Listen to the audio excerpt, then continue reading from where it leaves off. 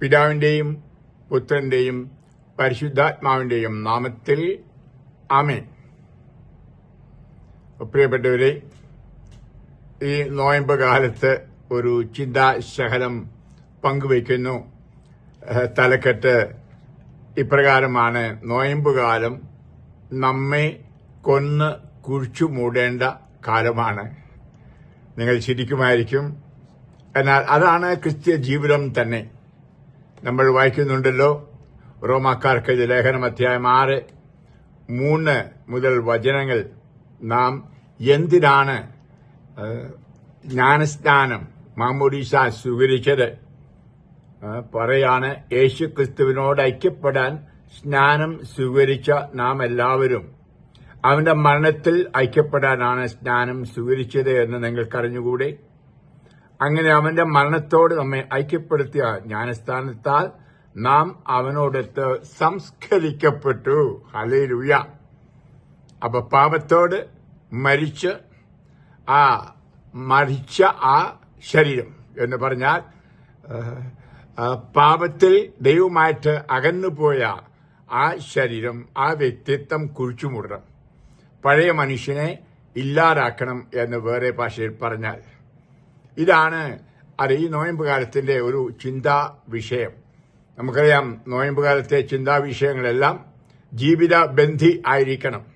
ഈ നോയമ്പ് കാലത്ത് മാത്രം പോരാ. ഈ നോയമ്പ് കാലം തമ്പുരാൻ കർത്താവ് നാം തന്നിരിക്കുന്നത് ഇത് ജീവിതത്തിലെ ഒരു അഭ്യസനമാക്കി മാറ്റാൻ, ജീവിതത്തിൽ തന്നെ നമ്മൾ ഏറ്റെടുത്ത് ജീവൻ തന്നെ പരിവർത്തനപ്പെടുത്തുവാൻ ആണ്. ഞാൻ പറയാറുള്ളത് പോലെ അനുതപിക്കൂ, സ്വർഗരാജ്യം സമീപിച്ചിരിക്കുന്നു. പല തരത്തിലാണ് ഈ അനുതാപം. ഒരു കുമ്പസാരം മാത്രമല്ല എന്ന് ഞാൻ വീണ്ടും നിങ്ങളോട് പറഞ്ഞിട്ടുണ്ടല്ലോ. ജീവിത ബന്ധിയാണ്, ജീവിതത്തെ ശൂന്യവൽക്കരിക്കൽ ആണ്. അപ്പോൾ നമുക്ക് ഒരു ജീവിതം, പാപജീവിതം ഉണ്ടായിരുന്നു. അപ്പം ആ ജീവിതത്തെ ഒരു പാപത്തിന്റെ മനുഷ്യനുണ്ടായിരുന്നു, ഒരു പാപത്തിന്റെ ആന്തരികത ഉണ്ടായിരുന്നു. അതിനെ കൊല്ലുക, കുഴിച്ചു മൂടുക. കർത്താവ് നമുക്കറിയാം, നമ്മുടെ പാപകരമായ ശരീരത്തെ പാപത്തിന്റെ പ്രവണതകളോടുകൂടി, പാപത്തിന്റെ ശിക്ഷയോടുകൂടി ഏറ്റെടുത്ത് പാപം ആയി മാറി. ആ പാപമായി മാറിയ യേശു, ദൈവപുത്രൻ മനുഷ്യനായ യേശു, നമുക്കറിയാം കല്ലറയിൽ അടക്കപ്പെട്ടു, സംസ്കരിക്കപ്പെട്ടു എന്ന്. അപ്പോൾ അതുപോലെ നമുക്കറിയാം, ഈ ജീവിതത്തിൽ തന്നെ ഇത് ഓരോ ദിവസവും സംഭവിക്കണം. പാപത്തോട് മരിക്കുക എന്ന് പറഞ്ഞാൽ പാപമില്ലാതാക്കിയാണ്. പാപജീവിതത്തെ കൊല്ലുക. ഹല്ലേലൂയ. ആ ജീവിത അവസ്ഥയെ സംസ്കരിക്കുക. എങ്കിലേ പിന്നീട് നമുക്ക് ഉയർപ്പിൽ പങ്കുകൊള്ളാൻ സാധിക്കൂ.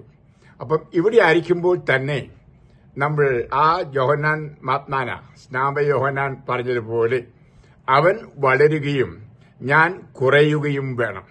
നമ്മൾ വായിക്കുന്നുണ്ട് യോഹന്നാൻ 3:30. അപ്പോൾ നമ്മൾ ശ്രദ്ധിക്കേണ്ടത്, നമ്മളിൽ യേശു ആകുന്ന ദൈവപുത്രൻ വളരുന്നു. ഇത് വളരുമ്പോൾ നമ്മുടെ ആത്മീയ മനുഷ്യൻ വളരുകയാണ്, ആത്മീയ ശരീരം വളരുകയാണ്, അവിടുത്തോടുകൂടി യോജിച്ച് വളരുകയാണ്. അതിന് സഹായമാണ് പ്രാർത്ഥന. നിശ്ചയമായിട്ടും ഏറ്റവും വലിയ പ്രാർത്ഥനയായ ദീപബലി, അവിടെ അവിടുത്തെ ശരീരവും രക്തവും നമ്മൾ ഭക്ഷിച്ച് പാനം ചെയ്യുന്നു. അപ്പോൾ നമ്മൾ വളരുകയാണ്.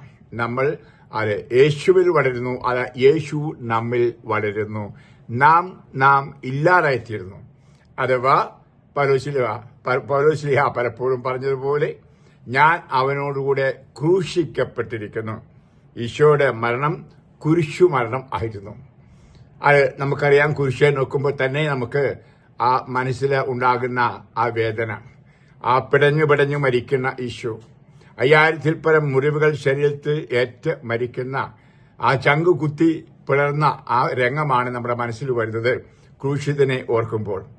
അപ്പോൾ ഇത് എളുപ്പമുള്ള കാര്യമല്ല, ഇതൊരു ക്രൂശിക്കൽ ആണ്. അതുകൊണ്ടാണ് ഗലാത്യർ 2:20 പൗലോസ് പറഞ്ഞത്, ഞാൻ അവനോടുകൂടെ ക്രൂശിക്കപ്പെട്ടിരിക്കുന്നു, ഇനി ഞാനല്ല എന്നിൽ ക്രിസ്തു ജീവിക്കുന്നു. ഹല്ലേലൂയ. ഇത് പടിപടിയായിട്ട് നമ്മുടെ ജീവിതത്തിൽ വേണം. അതിനുവേണ്ടിയാണ് നമുക്കറിയാം ഈ നോയമ്പ് കാലം കർത്താവ് അനുവദിച്ചിരിക്കുന്നു. അതെ, കഴിവതോടെ നമ്മൾ പരിശ്രമിക്കുന്നു. അതിനുശേഷം ഇത് അങ്ങ് തുടരുകയാണ്. എന്റെ ഈഗോ, എന്റെ അഹം ഇല്ലാതാക്കുക. ഇന്നത്തെ പ്രശ്നങ്ങളുടെ ഏറ്റവും വലിയ കാരണം അഹം, സെൽഫ് ആണ്.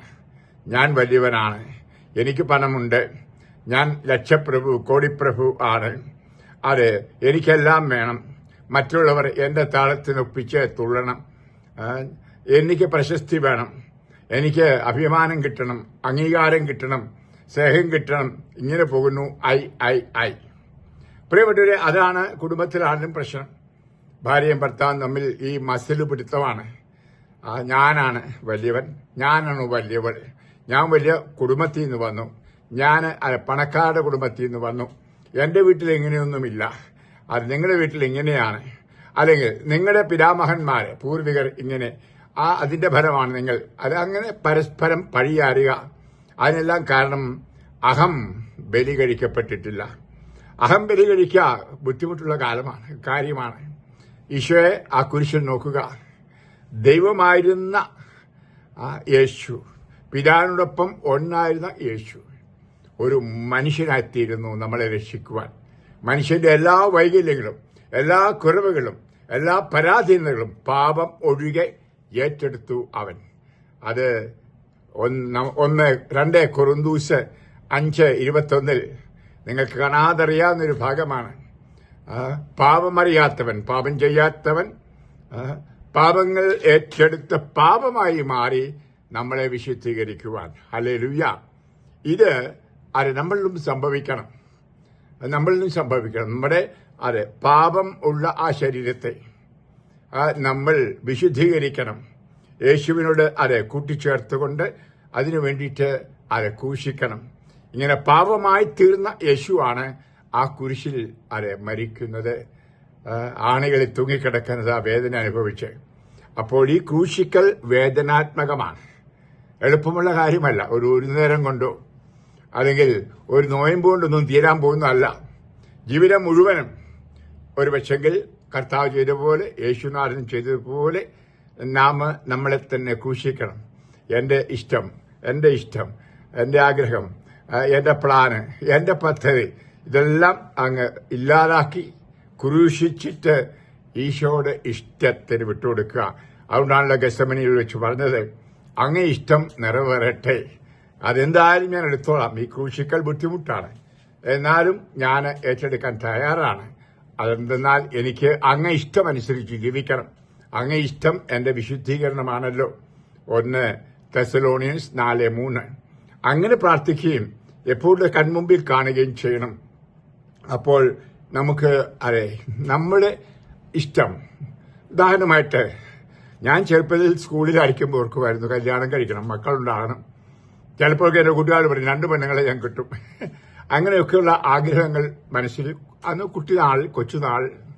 അതിനുശേഷം വളർന്നു വന്നു, വൈദികനാകാൻ തീരുമാനമെടുത്ത്.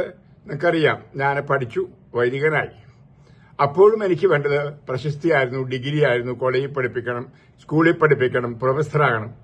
പ്രൊഫസറാകുകയും ചെയ്തു SFS സെമിനാരിയിൽ. എന്നാൽ എനിക്കൊരു മാനസാന്തരം ഉണ്ടായപ്പോൾ, അഥവാ പരിശുദ്ധാത്മാവ് വന്ന് എന്നെ വ്യത്യസ്തനാക്കിയപ്പോൾ ഞാൻ എന്നെ തന്നെ ബലി കഴിക്കേണ്ടി വന്നു. ആ ബലി കഴിക്കൽ എന്റെ ആഗ്രഹങ്ങളെ നിഗ്രഹിക്കുക. നിങ്ങൾക്കറിയാം, ഇന്ന് ഞാൻ ആരാണ്. എനിക്ക് മറ്റു വൈദികരുടെ ആ കമ്മ്യൂണിറ്റി ഒന്നുമില്ല, ഒറ്റയ്ക്ക് ലോകമെങ്ങും ഇങ്ങനെ ഓടി നടക്കുന്നു. എനിക്കും ഉണ്ട് ആഗ്രഹങ്ങളൊക്കെ ഉണ്ടായിരുന്നു. വൈദികനായി കഴിഞ്ഞിട്ടും പ്രശസ്തിക്കും പേരിനും പണമുണ്ടാക്കാനും സുഖമായി ജീവിക്കാനും എല്ലാം അതെല്ലാം ഞാൻ ബലിയാക്കി കർത്താവിനോടുകൂടി. പൂർത്തിയായിട്ടില്ല, ഇനി ഏറെ മൈലുകൾ, ഏറെ കിലോമീറ്റേഴ്സ് ഞാൻ പോകേണ്ടിയിരിക്കുന്നു. യേശുവിനോട് അപ്രകാരം ഐക്യപ്പെടുവാനായിട്ട് ഈ സഹന ജീവിതത്തിൽ. പ്രിയപ്പെട്ടവരെ, ഈ ക്രൂശിക്കൽ അങ്ങനെ നമുക്ക് പോണം മുന്നോട്ട്. പക്ഷെ ആ ക്രൂശിക്കൽ ഒരു സന്തോഷമുണ്ട്. കാരണം യേശുവിനെ നോക്കിയാണ് നാം ക്രൂശിതരാകുന്നത്. യേശുവിന്റെ കുരിശോടുകൂടിയാണ് നമ്മുടെ കുരിശ് ചേർത്ത് വയ്ക്കുന്നത്. അപ്പോൾ പരിശുദ്ധാത്മാവ് എന്ന് പറഞ്ഞാൽ യേശുവിന്റെ ആത്മാവ് ശക്തി തരും, സന്തോഷം തരും, ഉന്മേഷം തരും. അതെ, ഞാൻ പലപ്പോഴും എന്നെ തന്നെ സമർപ്പിക്കുമ്പോൾ ഞാൻ ഓർക്കും, ഞാനല്ലല്ലോ എന്ന്. അതെ, ഞാനൊരു കഴുതിയായിപ്പോയി എന്ന്. മറ്റുള്ളവർക്ക് എന്റെ പുറത്ത് കയറി പോകാനല്ല, പിന്നെയോ ഈശോയ്ക്ക് എന്റെ മുതുകത്ത് കയറിയിട്ട് മറ്റുള്ളവരുടെ ഹൃദയത്തിലേക്ക്, അതായത് ജെറൂസലം ദേവാലയത്തിലേക്ക് കഴുതപ്പുറത്ത് കർത്താവ് പോയതുപോലെ കർത്താവിന് വേണ്ടി ഒരു കഴുതിയായിരിക്കാണ് ജെറൂസലം ദേവാലയങ്ങളാകുന്ന ദൈവമക്കളുടെ ഹൃദയങ്ങളിലേക്ക് ഈശോയെ എഴുന്നള്ളിക്കാനുള്ള കഴുത. ഹല്ലേലൂയ. അപ്പോൾ ഇപ്രകാരം നമ്മളും ചിലപ്പോൾ മനുഷ്യന് മുമ്പിൽ ഒരു ഫൂൾ. അല്ല, പലപ്പോഴും നേരത്തെയൊക്കെ പലരും പറയുമായിരുന്നു, ആ റോമിൽ പോയി യൂണിവേഴ്സിറ്റി പഠിച്ചല്ലേ, അതുപോലെ ഡിഗ്രിയൊക്കെ ഉണ്ടല്ലോ, ഒരു സെമിനാരി പ്രൊഫസറായിക്കൂടെ. എന്റെ അധികാരികളും അതാഗ്രഹിച്ചാണ് എന്നെ അത് ഡിഗ്രികളൊക്കെ എടുക്കാൻ റോമിന് വിട്ടത്. പക്ഷെ ഞാനവിടെ നിന്നില്ല. എന്നെയൊക്കെ പറ്റിയില്ലായിരുന്നു. കർത്താവിന്റെ വചനം ഘോഷിക്കണം. എനിക്ക് മറ്റുള്ളവരെ പോലെ ആ സുഖജീവിതം, ആ പട്ടസുഖം വേണ്ട എന്ന് വെച്ചു. പ്രിയപ്പെട്ടവരെ, ഈ ലോകത്തുള്ള പട്ടസുഖത്തെക്കാൾ എന്ന് പറഞ്ഞാൽ നല്ല ശാപ്പാട്, നല്ല മുറി, നല്ല കാറ്, എല്ലാ സൗകര്യങ്ങളും, അതിനേക്കാൾ വലുതാണ് ഈശോടത്തുള്ള ജീവിതം. അതിന്റെ സന്തോഷം മക്കളെ അനുഭവിക്കുമ്പോഴേ അറിയത്തുള്ളൂ. ചെറുപ്പക്കാരായി നിങ്ങൾ ഓർക്കണം, വൈദികനാകുമ്പം ബുദ്ധിമുട്ടാണ്, പ്രയാസമാണ് എന്നൊക്കെ നിങ്ങൾ ഓർക്കും. അല്ല, ഈ ബുദ്ധിമുട്ടുകൾ, ഈ ഭാരങ്ങൾ മറ്റുള്ളവർക്ക് വേണ്ടി നമ്മൾ വഹിച്ച് യേശുവിനെ പോലെ ആകുമ്പോഴുള്ള സന്തോഷം എന്താന്ന് എനിക്ക് പറയത്തില്ല. 10 മടങ്ങല്ല, 100 മടങ്ങല്ല, 1 കോടി മടങ്ങാണ്. ഹല്ലേലൂയ. ഈ സന്തോഷം എനിക്ക് വലിയ ശക്തി തരുന്നു. നെഹെമ്യാ പ്രവാചകൻ പറയുന്നത് പോലെ, എന്റെ സന്തോഷത്തിലാണ് എന്റെ ബലം. ഹല്ലേലൂയ. നമുക്ക് ആ സന്തോഷത്തിലും ബലത്തിലും പോകണം. അതിന് വൈദികർക്ക് വേണ്ടി മാത്രമല്ല, ഓരോരുത്തരും ഭാര്യ ഭർത്താവിന് വേണ്ടിയിട്ട് കഴുതിയാകണം. നേരെ തിരിച്ചും ആ മാതാപിതാക്കൾ മക്കൾക്ക് വേണ്ടി കഴുതിയാകണം. അതുപോലെ മക്കൾ മാതാപിതാക്കൾക്കും വേണ്ടി സ്വയം ഇല്ലാതാകണം. അഹം നശിപ്പിക്കണം, അഹം ക്രൂശിക്കണം. അപ്പോൾ സന്തോഷകരമായ കുടുംബജീവിതം, ഒരു സന്തോഷവാനായ ഭർത്താവ് ഭാര്യ, അല്ലെങ്കിൽ സന്തോഷവാനായ അപ്പനും അമ്മയും, അതെ, സന്തോഷിക്കുന്ന മക്കളും. ഇതായിരിക്കട്ടെ നിങ്ങളുടെയും ജീവിതത്തിൽ. അതായിരിക്കട്ടെ ഈ നോയമ്പിൽ നമ്മൾ അഭ്യസിക്കുന്നത്. കർത്താവ് നിങ്ങളെ ആശീർവദിക്കട്ടെ, അനുഗ്രഹിക്കട്ടെ. പിതാവിന്റെയും പുത്രന്റെയും പരിശുദ്ധാത്മാവിന്റെയും നാമത്തിൽ ആമേൻ. ഹല്ലേലൂയ.